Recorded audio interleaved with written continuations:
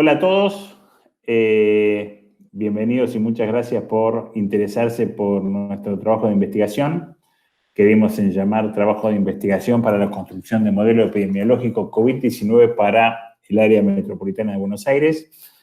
En este panel, yo soy Hernán Pérez Raffo y me están acompañando Juan Miguel Mazot y José María Segura, que son parte del equipo de trabajo que realizó este trabajo de investigación en el periodo entre abril del 2020 y julio del 2020. Este trabajo básicamente surgió como una iniciativa de un grupo de profesores del área actuarial de la Facultad de Ciencias Económicas de la Universidad de Buenos Aires, y como objetivo principal era intentar proveer de un modelo que permita evaluar la tensión existente entre lo que es la pandemia, el aspecto puramente epidemiológico y sanitario, y el impacto económico que las cuarentenas tienen sobre la actividad. Y por lo tanto, armamos un grupo de trabajo de actuarios y economistas que pusieron en marcha este proceso de investigación. Avanzamos un poco, vamos a recorrer el trabajo. Este es nuestro índice. Tenemos un resumen ejecutivo, creo que bastante descriptivo del trabajo en su conjunto, pero vamos a recorrer el trabajo rápidamente, pero con mayor detalle. Básicamente, digamos, en la descripción de lo que es el problema, observamos esta tensión básicamente entre lo que es el impacto sanitario y lo que puede impactar una saturación del sistema de salud, particularmente para las camas de terapia intensiva, y por lo tanto, digamos, las cuarentenas son y eran una solución a evitar o a posponer esta saturación, pero por otro lado las cuarentenas también implican una reducción de la actividad económica, y el problema que nos planteamos entonces será presentar un trabajo que pudiera modelar esta cuestión, la cuestión meramente epidemiológica, y obtener o tratar de tener un vínculo de esta cuarentena y del impacto epidemiológico con algún esquema para flexibilizar la actividad.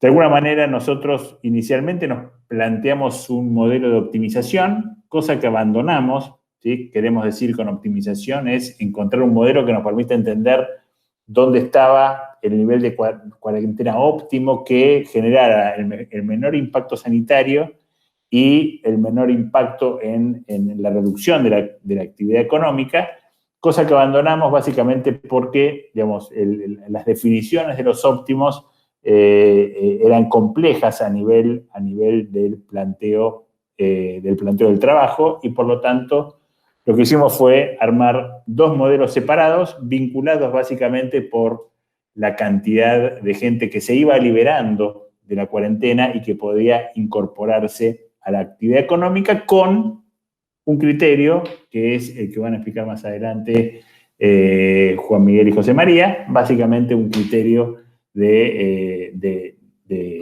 que sea óptimo desde el punto de vista económico, donde se genera el menor impacto sanitario respecto al aspecto económico y el mayor nivel de producto.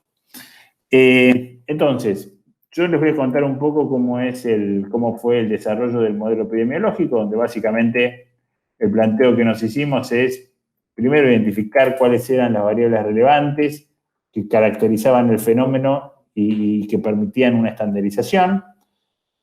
Elaborar o no, finalmente tomamos un modelo existente de la relación entre estas variables. Por otro lado, identificamos también cuáles eran las fuentes de información que nos permitía parametrizar el modelo, y acá es donde nos planteamos los dos objetivos específicos: el epidemiológico, donde decimos construir un modelo que contribuya a la toma de decisiones equilibradas en relación con la situación de pandemia del COVID, y por otro lado, el objetivo económico, que era elaborar un ordenamiento de actividades económicas que también contribuya a la toma de decisiones equilibradas en materia de actividad y empleo. ¿sí? El destinatario fundamentalmente eran los decidores de políticas públicas de los diferentes niveles del Estado. Nosotros hicimos este análisis para ambas, o sea, para la Ciudad de Buenos Aires y para la región metropolitana de la provincia de Buenos Aires. Y por lo tanto, lo que hicimos fue dar estos pasos. Tomamos un modelo existente, un modelo CIR. Recopilamos información demográfica, económica y epidemiológica de la región del AMBA, y donde, cuando no tuvimos acceso a esa información, hicimos supuestos los más razonables posibles. Desarrollamos un modelo un modelo matemático para identificación de la evolución de la pandemia, de la epidemia particularmente, y un procedimiento para su calibración, y después se hizo el desarrollo de ese marco analítico del impacto económico. Como dijimos, cuando las variables no estaban observadas, hicimos alguna hipótesis a partir del consenso con expertos. Acá les cuento el grupo de trabajo. Como dijimos, es un grupo combinado entre la Facultad de Ciencias Económicas de la Universidad de Buenos Aires, Juan Miguel Mazot, que es investigador de la Universidad de El Salvador, y un grupo de actuarios y economistas de PwC, que es donde yo trabajo, José María también, y este grupo de gente que apoyó voluntariamente todo este proceso. Bien, entonces, primera cuestión: ¿desarrollábamos un modelo epidemiológico o lo tomábamos copiado? Existen modelos epidemiológicos que son modelos que nos permiten hacer una evaluación estadística de estos fenómenos, y lo que usamos es un modelo que se conoce como modelo CIR, donde tenemos a los susceptibles, a los infectados y a los recuperados. Nosotros le pusimos algunos componentes más para poder modelizar el comportamiento del fenómeno, y la primera definición que tuvimos que hacer es cómo segmentábamos a la población, y nosotros tuvimos, en toda esta evolución de este trabajo, tuvimos distintas visiones, y esas visiones fueron evolucionando fundamentalmente por el cambio del contexto.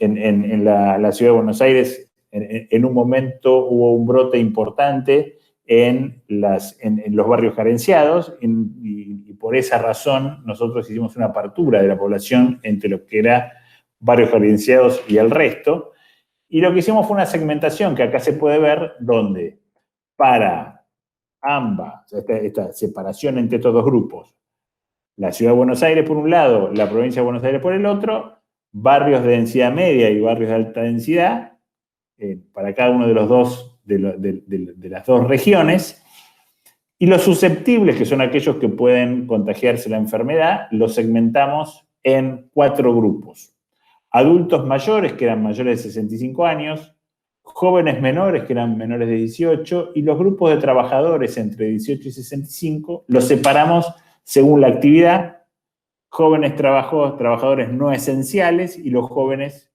trabajadores esenciales. Esta segmentación nos permitió entonces hacer un seguimiento de estos grupos, fundamentalmente para evaluar su exposición al trabajo y a las distintas situaciones de contagio. Bien, entonces este era el punto de partida. A partir de ese punto de partida hicimos una interpretación del comportamiento de la enfermedad, que acá podemos, reducir en esta exposición, donde, en esta primera parte lo que tenemos es cómo una persona susceptible se contagia, y en esta segunda parte es ese contagiado cómo evoluciona. Estas dos partes del proceso están muy bien diferenciadas y tienen comportamientos y tienen variables muy distintas. Básicamente, en el fenómeno del contagio, nosotros trabajamos con los grupos susceptibles. Por supuesto que estos susceptibles van dinamizándose, los susceptibles iniciales se van contagiando y por lo tanto van ganando cierta inmunidad. Esto es parte de lo que es el modelo CIR. Tenemos una segmentación entre los grupos, y acá lo que observamos es que las oportunidades de contagio son distintas para los distintos grupos. Por ejemplo, los adultos mayores se pueden contagiar en el hogar o se pueden contagiar cuando están en una situación de consumo, cuando van a hacer alguna compra. No se pueden contagiar en el trabajo, ni se pueden contagiar en la internación, porque se supone que internados ya están contagiados, y este concepto de internación es solamente para los trabajadores de la salud. Pero entonces teníamos 4 instancias donde agregamos en la instancia del trabajo la situación de transporte, que también empezó a ser relevante en algún momento, y por lo tanto la gente o se contagiaba en la casa, o cuando iba a comprar, o cuando iba a trabajar en el transporte o no, y cuando había, o en un centro de salud. Entonces, ¿quiénes son los que son potencialmente transmisores del virus? En el hogar, todos aquellos asintomáticos y todos los que tienen manifestación de la enfermedad, contagian en el hogar a los otros componentes del hogar. En la situación de consumo solamente contagian los asintomáticos porque se supone que el que manifiesta síntomas no va a comprar. En la situación laboral están contagiando los asintomáticos, esenciales y la porción de no esenciales que está trabajando. Por lo tanto, esta M está representando el efecto que la cuarentena en términos de la reducción de la actividad laboral de no esenciales tiene en el proceso de contagio. Y después, los trabajadores esenciales de la salud que se contagian en los centros de salud. Entonces, por un lado tenemos los susceptibles, por otros, ¿quiénes son agentes de contagio en cada una de las oportunidades de contagio? Y de esta manera generamos el fenómeno de transición de un estado, una persona en estado susceptible a un asintomático. Por supuesto que nosotros medimos cuánta gente está en la situación de consumo y en el trabajo, básicamente con la información que publica Google Mobility, donde nos dice cuánta gente está comprando en comercios esenciales o no, cuánta gente está en la zona de transbordo, de transporte, cuánta gente está en la zona de trabajo. O sea, la información del Google Mobility nos sirvió para entender el efecto que la cuarentena, que las normas de la cuarentena tienen en la realidad sobre la movilidad que tenía la gente en todo el proceso. Entonces, una vez contagiado, que comienza como asintomático, hay una cantidad de días hasta ser sintomático o recuperarse. Por supuesto que acá hay una tasa de recupero donde el asintomático nunca es observado. Después este sintomático puede recuperarse o ser internado en alguno de estos 3 niveles de internación. Esto es terapia intensiva, terapia intermedia e internación normal. Acá nosotros intentamos medir la saturación que eventualmente podía tener el sistema de salud y hay una cantidad de días de internación que termina en un fallecimiento o en un recupero. Entonces, con todo esto, lo que nosotros armamos fue un esquema para estimar todas estas tasas de transición y esta cantidad de días que surgía de la información disponible. Nosotros tuvimos que relevar algunas variables vinculadas con la población, el conocimiento de esa población, el conocimiento de la capacidad hospitalaria. Después teníamos otras información a estimar, que básicamente era parte de la evolución de la enfermedad.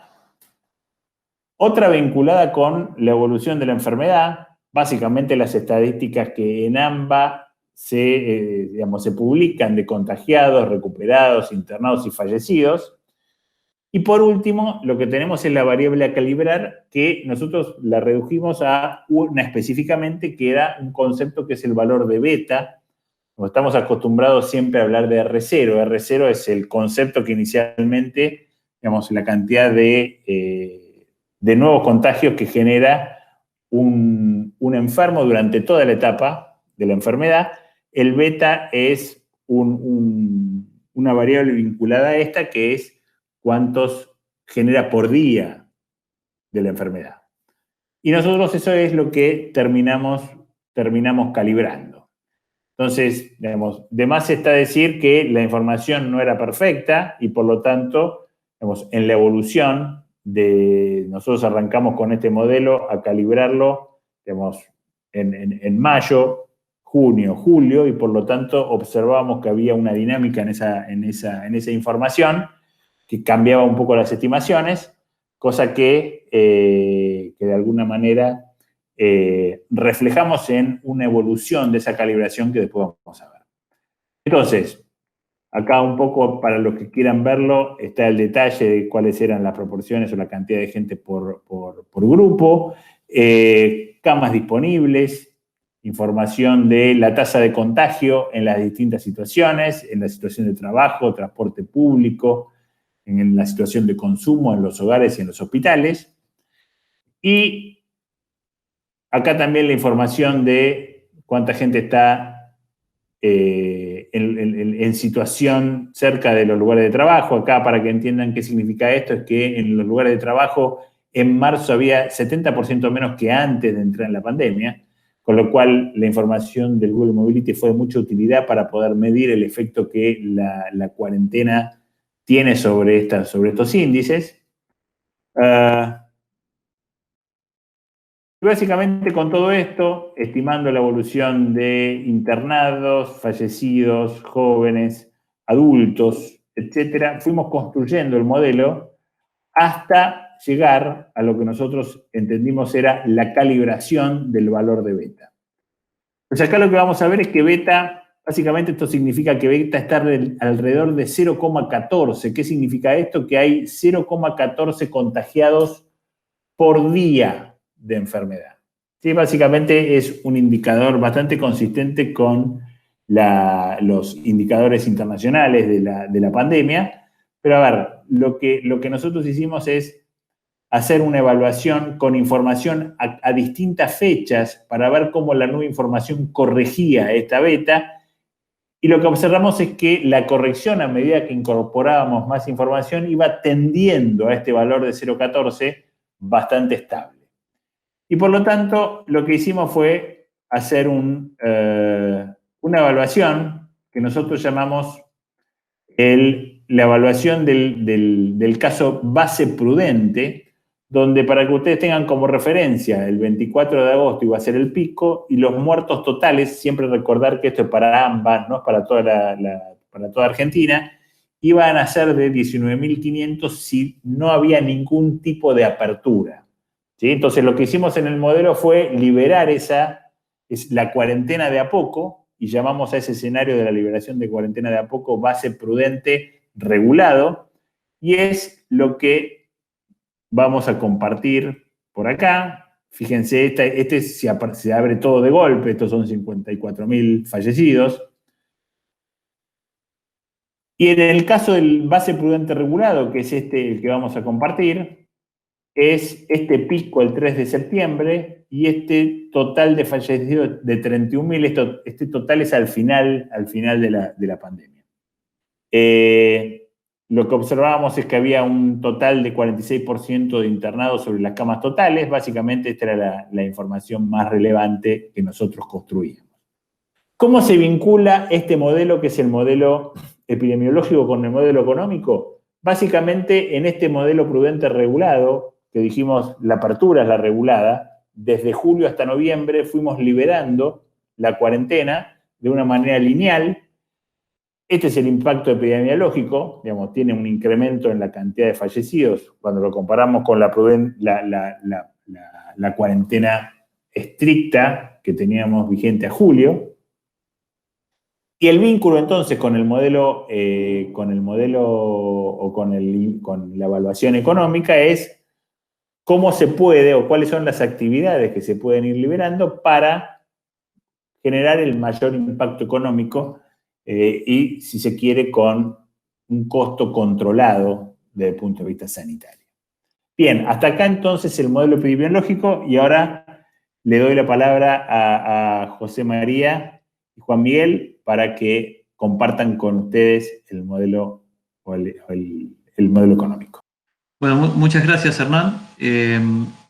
Bueno, como bien decía Hernán, lo que hicimos fue un puente entre los dos modelos, el modelo epidemiológico y el marco de análisis conceptual económico, y para vincularlos partimos del escenario base prudente, es decir, cuál era la cantidad de gente que el modelo permitía ir paulatinamente liberando para no saturar el sistema sanitario.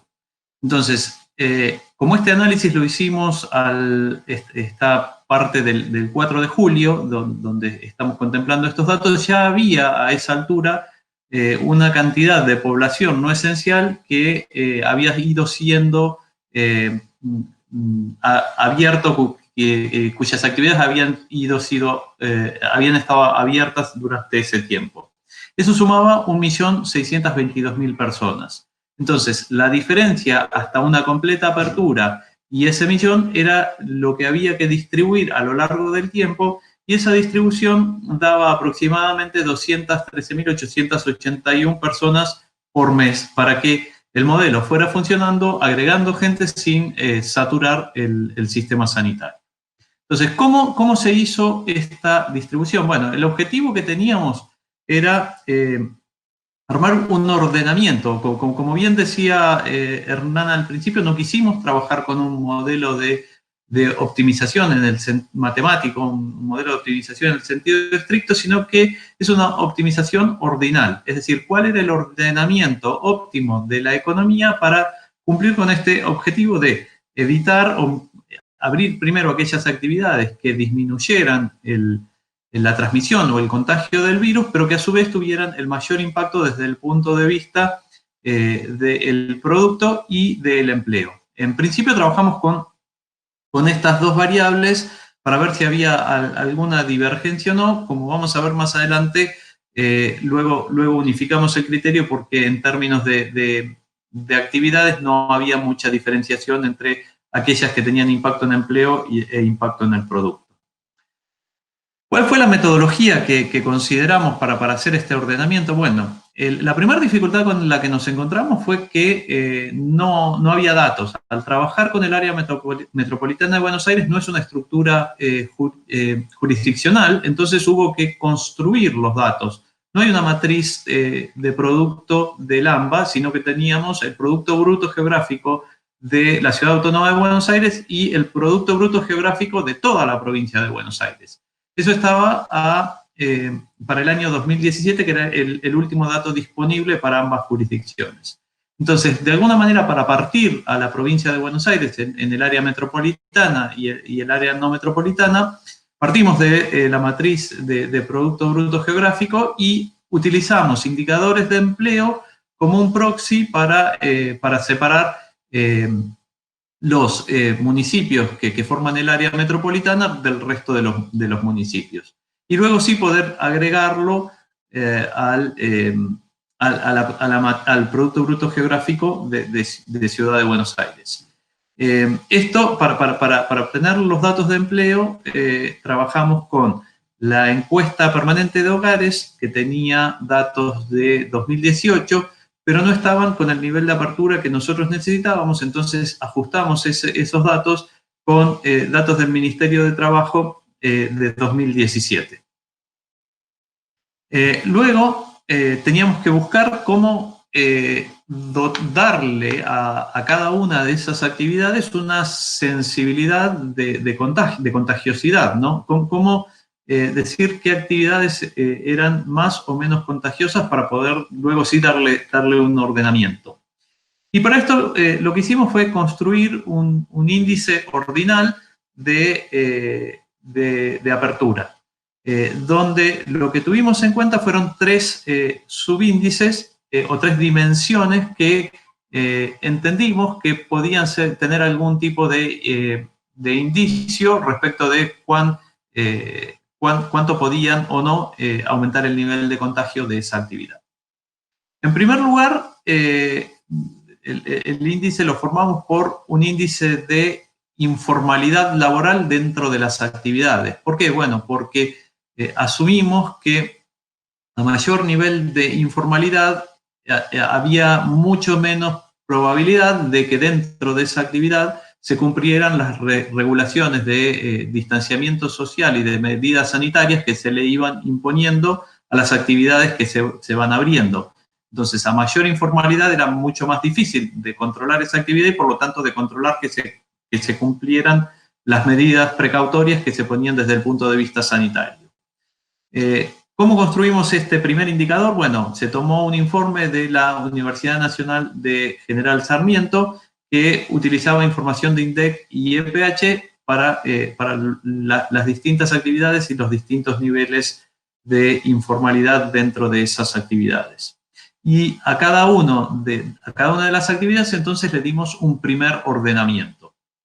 El segundo indicador es un indicador de proximidad física dentro del establecimiento. A mayor densidad de personas dentro de un establecimiento hay más probabilidad de que exista contagio y, por lo tanto, menos deseable que esa actividad fuera abierta rápidamente.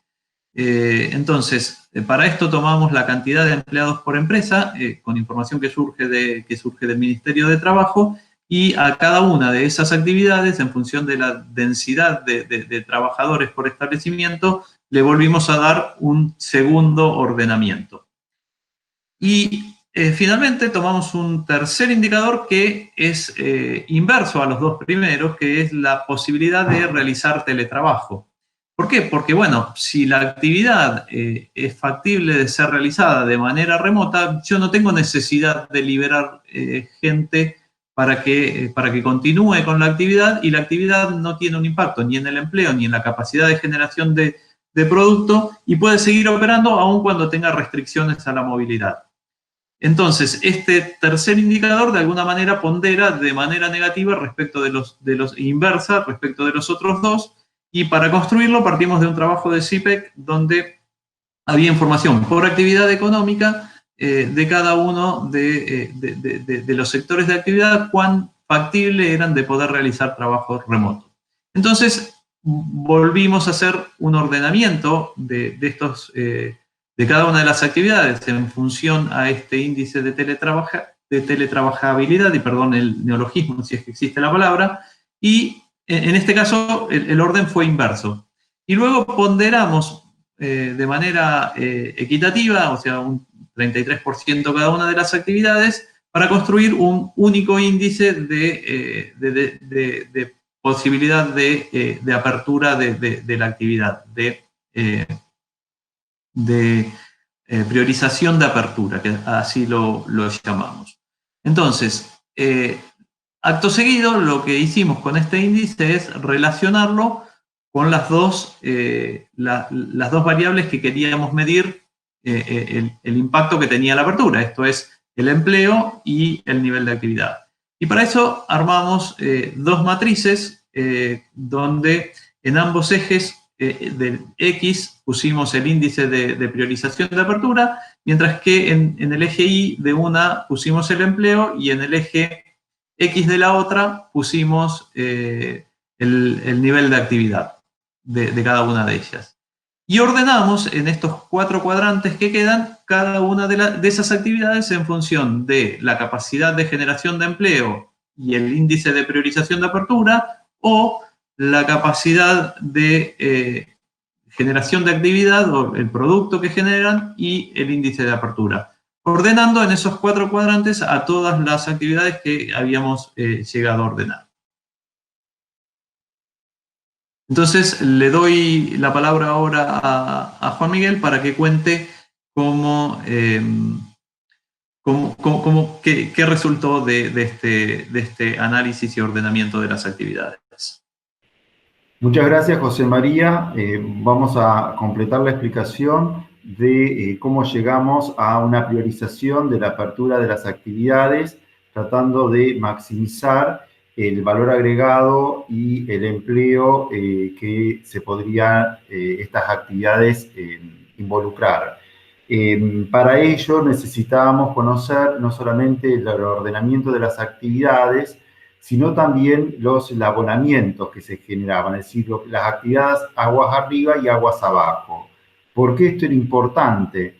Porque una actividad como podría ser la fabricación de cerámicos, por ejemplo, no es solamente relevante abrirla en sí, sino que esos cerámicos se pudiesen trasladar a un corralón y del corralón a la construcción. Es decir, es importante que toda la cadena esté abierta o parcialmente abierta para que la actividad tenga algún sentido económico, la apertura de una actividad tenga algún sentido económico. Lo mismo ocurría si uno abre un comercio, pero no hay fábricas que estén abiertas que le puedan suministrar los bienes que comercializa. De esta manera, el empleo se trabajó y tanto el valor agregado por cadena, que se hizo un trabajo de tal manera a través de las cadenas de valor que están publicadas por el Ministerio de Economía de la Nación, se fueron armando las cadenas de valor con su correspondiente ocupación, de tal manera que cuando pudiésemos decir cuántos ocupados podíamos liberar por semana, correspondiese a toda una cadena completa o a una parte sustantiva de la misma. De esa manera, a partir entonces de las matrices, comenzó a trabajar con la priorización o el ordenamiento de las actividades. Y esas actividades se saturaba cada etapa en la cantidad de personas que se podían volcar al mercado según esa priorización, el índice de prioridad. Entonces, según el índice de prioridad y la cantidad de ocupados de toda esa cadena que dependía de esa actividad en sí, se podía obtener y saturar cada semana con distintas actividades hasta completar el total de personas que podían volcarse al mercado laboral hasta inicios de diciembre, que era donde se hizo el corte de incorporación de actividades. Se comenzó trabajando o incorporando aquellas que tenían un alto índice de prioridad con un alto nivel de valor agregado o un alto nivel de ocupación para pasarse a aquella y un alto nivel de ocupación a aquellas que teníamos un alto índice de prioridad de apertura y ya sea un alto valor agregado o un alto nivel de ocupación. ¿A qué llamamos alto nivel de ocupación y alto nivel de valor agregado? Cuando el valor agregado o el nivel de ocupación superaba la media para todas las actividades. Lo mismo ocurre con el índice de prioridad en la apertura. Pudimos organizar así las actividades y llegar a organizarla en 3 grandes fases que nos permitía dar un ordenamiento entonces de cada actividad central y sus encadenamientos hacia adelante y hacia atrás y saturar hasta inicio o fin de noviembre, inicio de diciembre, con el volcar casi todas las actividades, o al menos parcialmente todas las actividades del AMBA, de actividades económicas del AMBA, y de esta manera poder satisfacer las necesidades, diríamos, de empleo y de generación de valor sin generar un problema serio a nivel sanitario. Nada más. Muchas gracias. Para el ordenamiento de las actividades que debían liberarse a lo largo del tiempo hasta la saturación, utilizamos algunas restricciones o sugeríamos algunas restricciones como el uso del transporte público para trabajadores esenciales, la incorporación por turnos, o de ocupados según el DNI, o de veredas pares o impares según el tipo de actividad. También las actividades según se realizaban en espacios abiertos o cerrados, como podía ser el de construcción. Esto permitía al mismo tiempo no solamente actividades por bloques, sino actividades parcialmente abiertas, de tal manera que al menos una parte sustantiva de la actividad, en cuanto a actividad, no la totalidad de la actividad de los ocupados, pudiera seguir abriéndose. Y de esta manera, una parte no trivial de los ocupados pudiera tener alguna actividad aunque sea parcial, si una cantidad de horas parciales dedicadas a la producción, al comercio y demás. Si no, no se podía completar las cadenas tampoco, por la cantidad de personas ocupadas. Entonces, el uso de algún tipo de restricción permitía la incorporación parcial en cada eslabón y de esa manera poder tener una parte no trivial de la actividad económica del AMBA abierta, aunque no todo el mundo yendo a trabajar al mismo tiempo. Este es un trabajo que se hizo de una manera un poco artesanal en el equipo, pero que tenía un resultado bastante satisfactorio en ese sentido, ¿no? Bueno, no sé, ahora yo ya me parece que la parte económica la podemos dar por cerrada y quizás algún tipo de conclusión, Hernán, José María.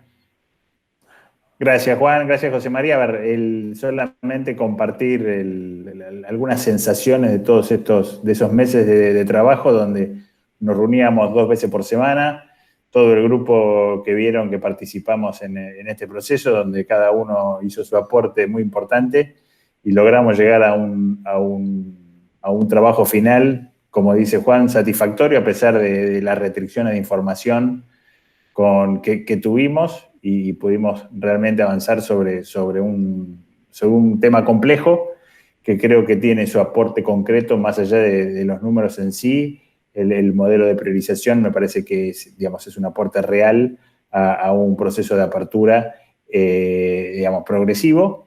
Así que de mi parte nada más, solamente agradecerles a Juan y a José María por la exposición. Los tres estuvimos involucrados en el trabajo de la misma manera, y agradecerles de nuevo y agradecer también a la facultad que nos permite exponer esta experiencia. Así que muchas gracias a todos y esperemos que haya sido la explicación de provecho para todos ustedes. Muchas gracias. Muchas gracias. Muchas gracias.